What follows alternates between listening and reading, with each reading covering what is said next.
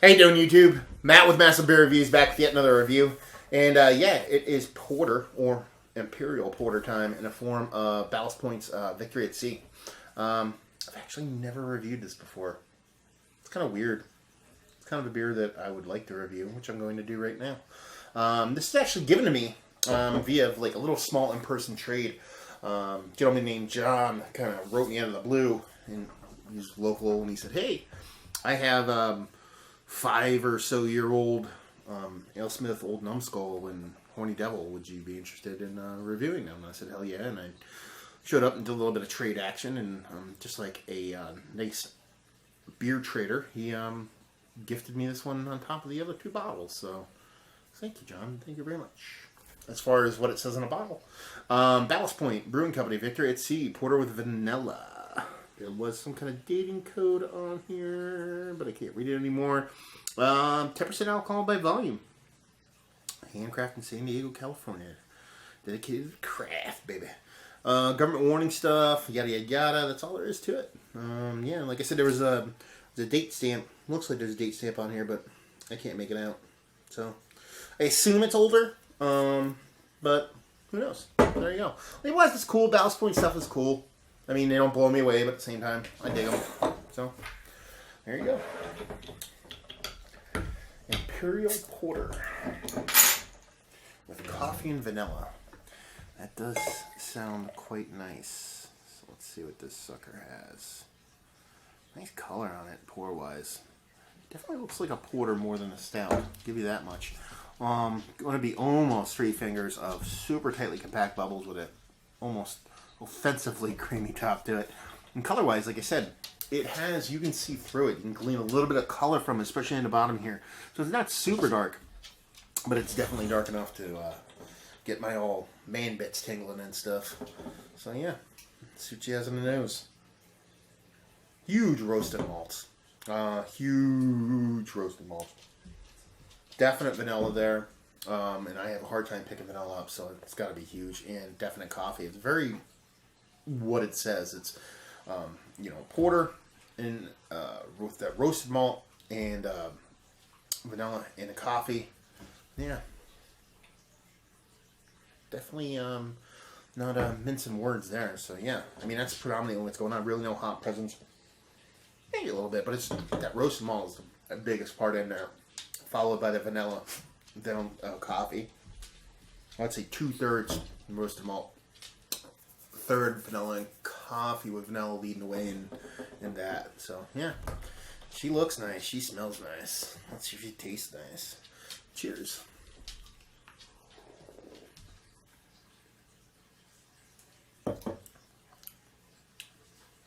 And that's so much roasted malt, so much vanilla. Like that vanilla is super huge. And like I just said, and like I've said in all reviews where I get vanilla, I'm like really not sensitive to it. It needs to be there in spades for me to really even pick it up. And there's a ton of it in here. Probably the most vanilla beer it stands, maybe like a creme brulee from Southern Tier. I mean, it's huge. And that roasted malt is as equally huge, or probably even bigger.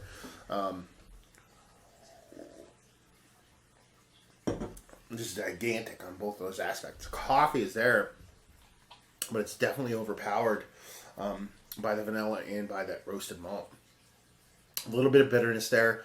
Not sure if that's from the coffee or just kind of like a bitterness I'm getting from like that roasted malt. I think it's more roasted malt than the coffee, being that the coffee's so small. But body-wise, it's a bit thin. But at 10%, I mean, you should be able to bring something a bit bigger, but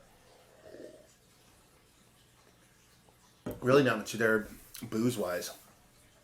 So yeah, I mean, like I said, I don't have a date on this. I think it looks, just by looking at the label, it looks new. I mean, it's peeled here, but it doesn't look like it's been sitting around for a while. You know, it's kind of cryptic talk. I kind of can get a little bit of a date code out of it, and I see a 15 in there, but who knows. So it could be a thing where the coffee dropped out if it is aged, but I'm kind of guessing it's not. So maybe if John's out there and he's watching this, you can comment in the comment section somewhere and let me know when you bought it. That would be awesome. And yeah, not too bad of a beer. Just a little bit disjointed. Like I said, that roasted malt and the vanilla is huge, and they're very singular in their taste. It's not like they're cohesive and kind of free flowing with each other. They're just very like, hey, here's some roasted malt. Hey, here's some vanilla, and then okay, there's a little bit of coffee, and there's bitterness on it.